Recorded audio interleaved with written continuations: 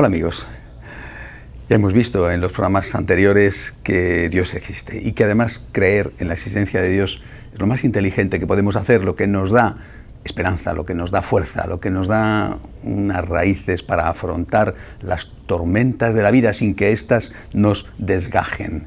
Así lo han hecho los hombres de todas las épocas y así lo sigue haciendo la inmensa mayoría de los hombres y mujeres de hoy en día. Esta fe en la existencia de Dios, y esa fe en la existencia de Dios es también la fe en que este Dios que existe ha creado todo lo que existe, lo ha creado por amor, lo ha creado bien. Y de entre todo lo que ha creado, lo ha creado sobre todo pensando en el hombre. Hoy hablaré en este programa sobre esta creación del hombre. Este Dios que crea es el Dios Todopoderoso y esto nos da una gran libertad. Yo creo que de hecho es la fuente de la libertad. ¿Por qué? Pues porque este Dios que crea, este Dios Todopoderoso, significa que no tenemos que estar buscando a otros dioses. Que no tenemos que estar y no debemos estar adorando a otros dioses, sometiéndonos a otros dioses. El hecho de que el Todopoderoso sea bueno, del hecho de que el Todopoderoso sea amor, nos da una gran tranquilidad. Imagínense si el Todopoderoso fuera el demonio, sería realmente espantoso. En cambio, el Dios amor es el Dios que tiene todo el poder. El amor es lo más poderoso que existe en la creación. Esta es una afirmación fundamental para nuestra vida. Nos da una gran paz, repito, y nos indica un camino. Además de que nos impide dejarnos llevar por los intereses de los poderosos del mundo que quieren siempre que el hombre no proteste demasiado. En el fondo, el objetivo de esos poderosos vendría a ser aquella granja de Orwell, donde los animales no se quejan, no protestan y se dedican simplemente a producir para que sus amos saquen buenos beneficios de ellos. Ahora bien, este Dios que existe, que crea y que crea porque es amor y porque tiene el poder para hacerlo, ¿podemos decir algo más sobre esta creación de Dios? Hay que decir algo más, no solamente crea, sino que mantiene la existencia. Es decir, mantiene a lo que ha creado, lo mantiene vivo, lo mantiene existente y lo va a hacer porque va a poner unas leyes dentro de la creación. Crea y establece unas leyes que regulan la existencia de esa creación para que la creación siga existiendo. No crea y abandona, sino que gracias a unas leyes, gracias al orden que pone en la creación, esta creación continúa su existencia. Veamos este texto del Catecismo. Realizada la creación, dice el Catecismo, el número 301, Dios no abandona su criatura a ella misma. No solo le da el ser y el existir, sino que la mantiene a cada instante en el ser. Le da el obrar y la lleva a su término. Reconocer esta dependencia completa con respecto al Creador es fuente de sabiduría, de libertad, de gozo y de confianza. Es decir, Dios crea, Dios mantiene, crea unas leyes que van a permitir mantener la existencia de esa creación.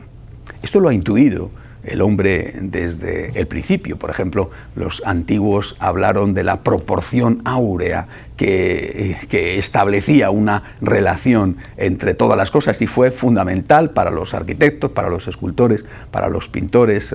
Que hay que citar a Leonardo da Vinci, por ejemplo, refiriéndose a ella, y desde luego no era el primero. Dice el libro de la sabiduría, dice, Dios que crea de la nada, que crea con sabiduría, y porque crea con sabiduría, por eso precisamente la creación está ordenada. Continúa el libro de la sabiduría, tú, Señor, todo lo dispusiste con medida, con número y con peso. Y esto ya el libro de la sabiduría, el Catecismo número 296 va a decir, creemos que Dios no necesita nada preexistente ni ninguna ayuda para crear. La creación tampoco es una emanación necesaria de la sustancia divina. Dios crea libremente de la nada.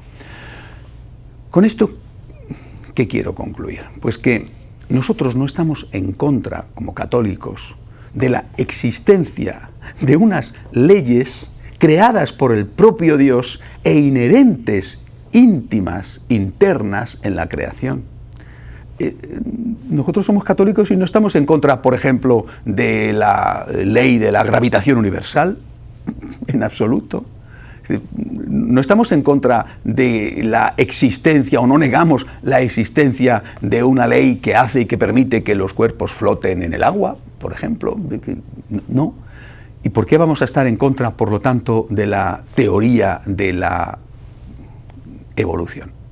¿Por qué vamos a estar en contra de que Dios creador ha creado al hombre utilizando una materia preexistente?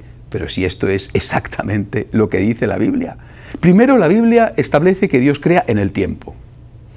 Primer día, segundo día, tercer día, cuarto día, quinto día, sexto día y el séptimo día descansa. Es decir, la propia Biblia te está diciendo con su lenguaje que Dios crea de una forma evolutiva, paso a paso, que primero crea unas cosas, después crea otras, y que cuando llega a la plenitud de la creación, a la creación del hombre, va a utilizar una materia preexistente creada por el propio Dios, no una materia preexistente anterior a la creación, porque ha creado de la nada, sino una materia que Él ha creado previamente, que va a llamar la Biblia barro, una materia que no es la materia humana, es decir, que no es lo que ya existirá después, pero sí algo que había creado Dios y que existía antes de esa, llamémosle así, segunda y especial creación. Y que a esta materia preexistente Dios le va a insuflar su espíritu. Dios le va a poner el alma. ¿Y ustedes creen que esto está reñido con una cierta teoría de la evolución? A mí, por lo menos, no me lo parece. Yo leo, por ejemplo, lo que dice el Catecismo y yo creo que esto es perfectamente compaginable, repito, con una cierta teoría de la evolución. Quizá con esa teoría que llamamos del diseño inteligente. Dice el Catecismo, la persona humana, creada a imagen de Dios, es un ser a la vez corporal y espiritual. El relato bíblico expresa esta realidad con un lenguaje simbólico, cuando afirma que Dios formó al hombre con polvo del suelo e insufló en sus narices aliento de vida y resultó el hombre un ser viviente, Génesis 2:7. Por tanto, el hombre en su totalidad es querido por Dios.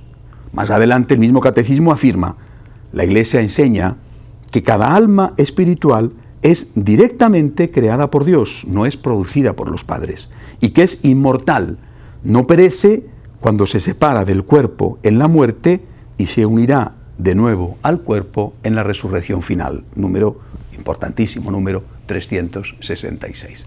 Por lo tanto, el que nosotros, católicos, y que queremos ser hombres de ciencia, el que nosotros digamos que aceptamos una cierta teoría de la evolución, no tiene que resultar extraño a nadie, ni a unos ni a otros.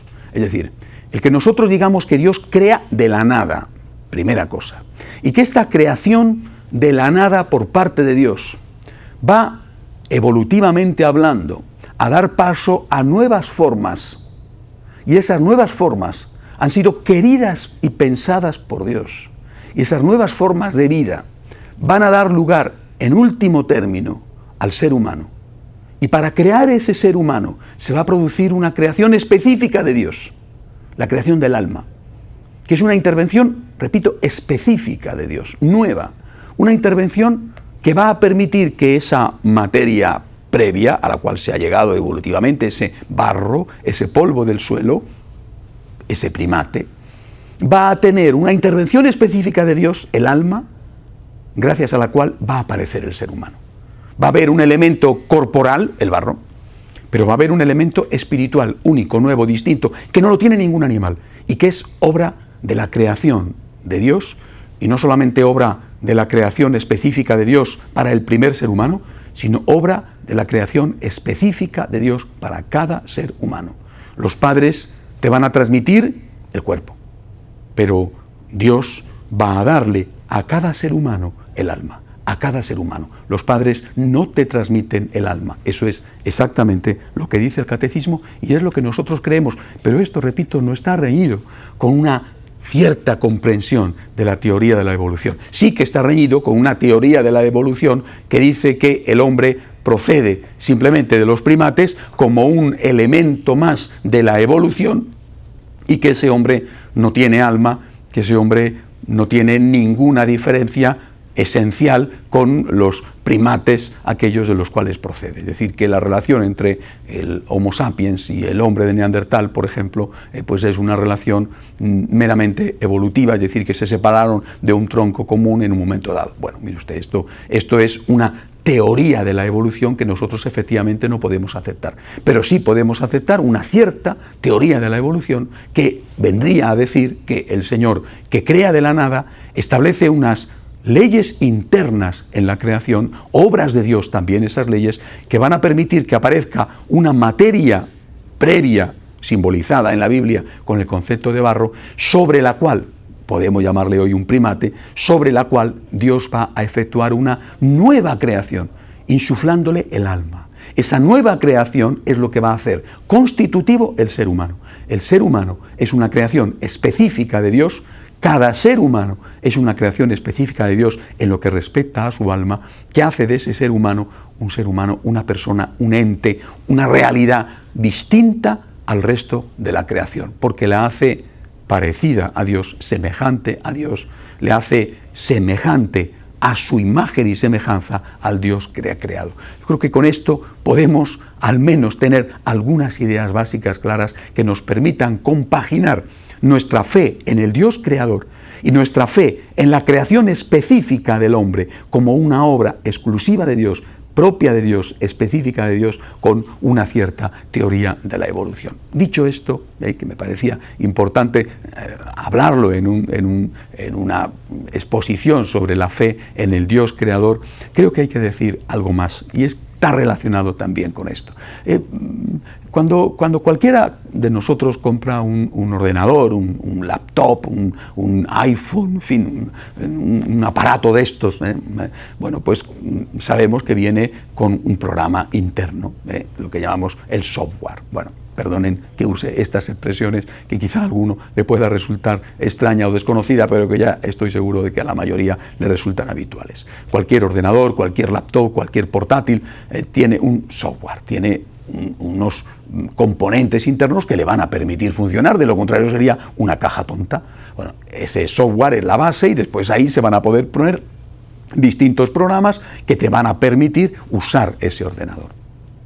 El ser humano también, el ser humano creado por Dios, creado específicamente por Dios, insisto, no es el fruto evolutivo de la creación, ni siquiera es el fruto evolutivo de unas leyes creadas por Dios, sino que la materia prima, la materia básica, el barro, es el fruto evolutivo de una ley expuesta por Dios, creador de la nada, pero que llega un momento en que Dios interviene específicamente en el primer ser humano y en el resto de los seres humanos para darle el alma, que es lo que va a hacer a ese primate un ser humano.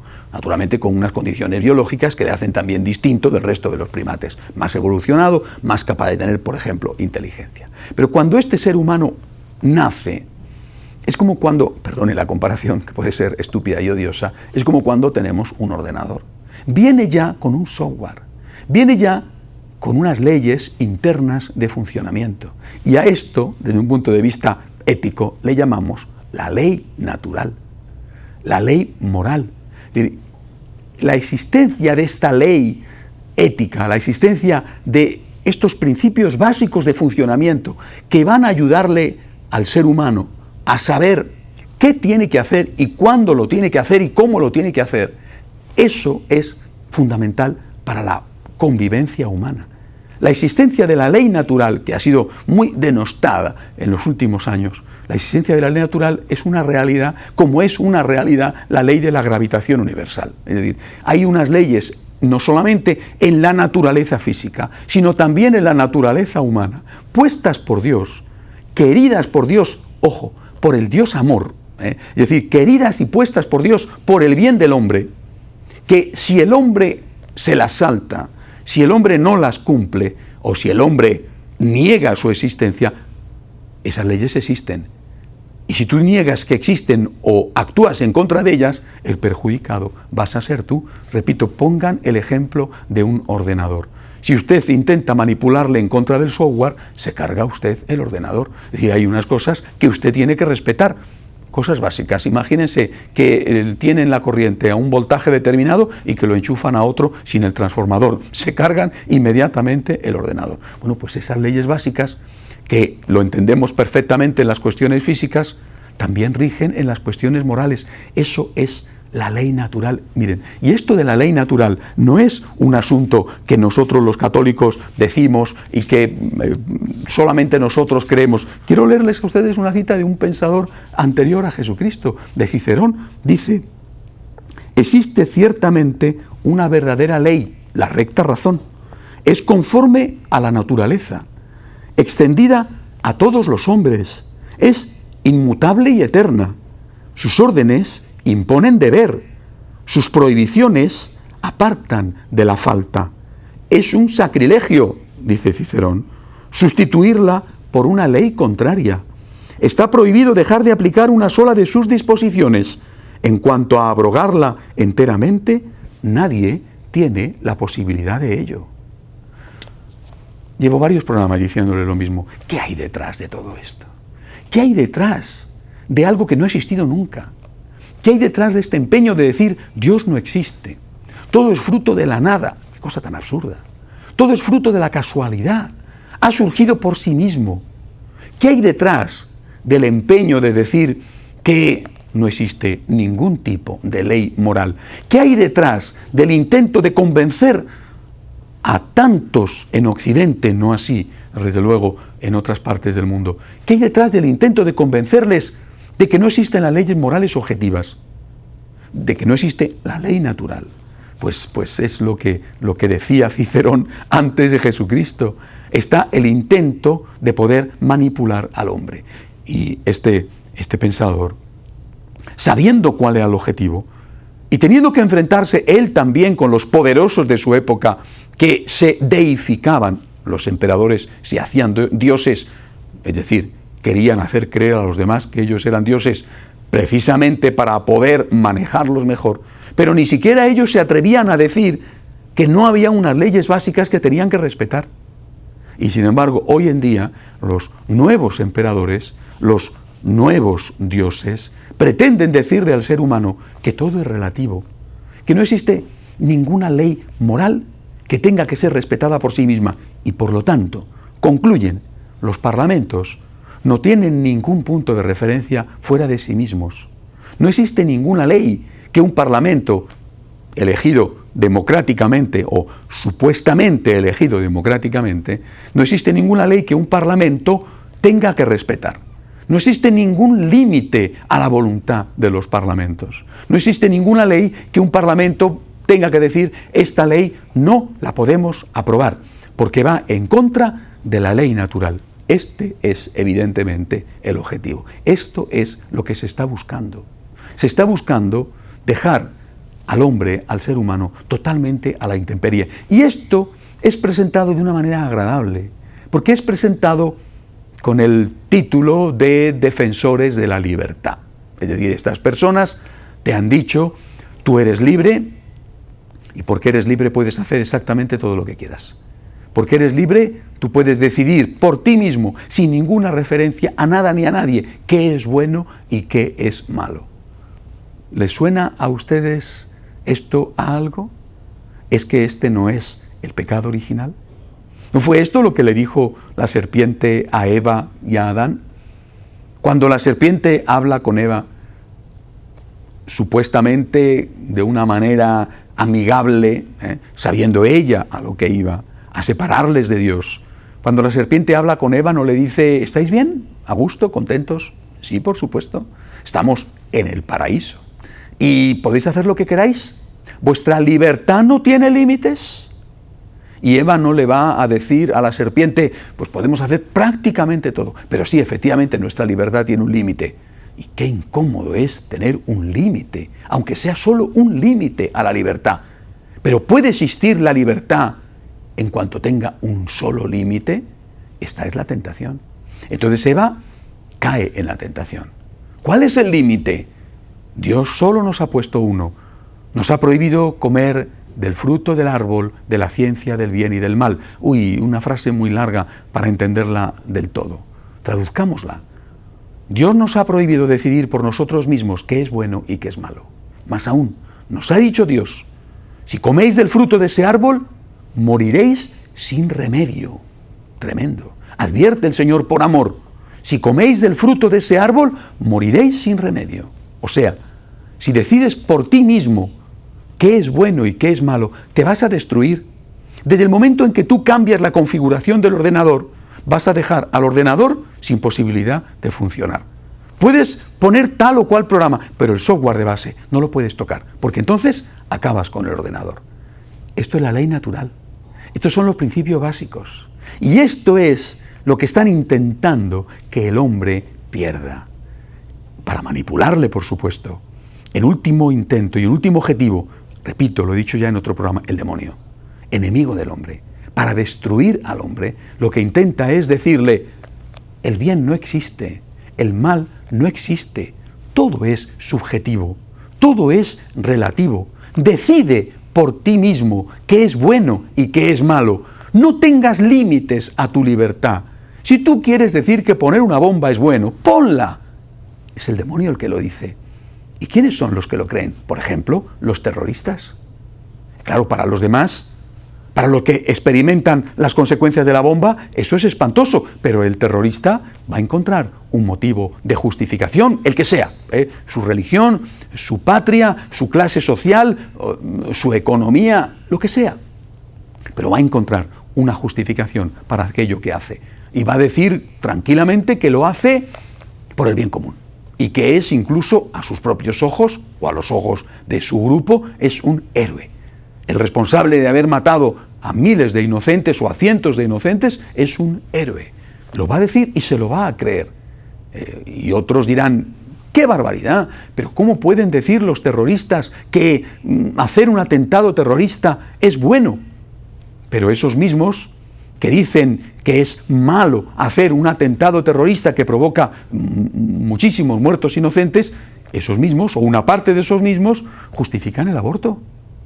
Una parte de los que dicen no al terrorismo están diciendo sí a la muerte de un inocente. ¿Y por qué lo están diciendo? Por los mismos argumentos que el terrorista, porque no existe el bien ni el mal para ellos.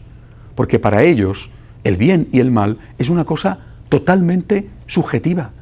Es decir, sin darte cuenta, seguramente que sin darte cuenta, cuando estás diciendo que el bien y el mal objetivos no existe, que no existe la ley natural, que el Dios que ha creado todo, ese Dios no ha dejado unas normas básicas de funcionamiento para que sus criaturas puedan existir sin ningún problema y puedan no hacerse daño, puedan convivir. Cuando dices eso, en el fondo, estás justificando, aunque no te des cuenta, del mismo modo el terrorismo que el aborto.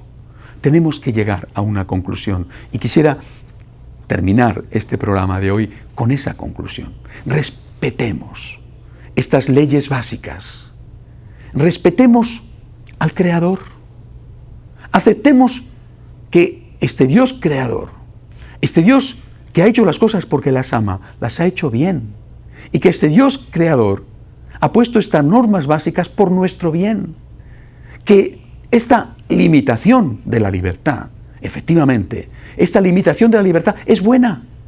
Y que esta limitación de la libertad, el no poder decidir por mí mismo qué es bueno y qué es malo, me viene bien, porque me protege. ¿De quién? Del otro, que es más fuerte que yo. O dicho de otra manera, aceptemos que hay deberes, lo mismo que aceptamos que hay derechos. Y que los derechos de mi hermano son mis deberes. Y mis deberes son algo que tengo que cumplir, me guste o no me gusta. Y que además mis derechos son los deberes de mi hermano y es algo que él tiene que cumplir, le guste o no le guste. Una libertad sin límites, hay que atreverse a decirlo hoy en día, en que estamos adorando a la libertad. Una libertad sin límites es la principal enemiga de la verdadera libertad. Un mundo de derechos sin deberes destruirá completamente los derechos, reclamará, y si no lo veremos, a los dictadores. En cambio, cuando nosotros asumimos, sí, la existencia de derechos, pero también la existencia de deberes, cuando nosotros asumimos la existencia de una ley básica, objetiva, fundamental en sus principios, no la ley religiosa o la ley ética religiosa de una confesión cualquiera, sino esa ley básica, natural, puesta por Dios en el corazón de todo hombre.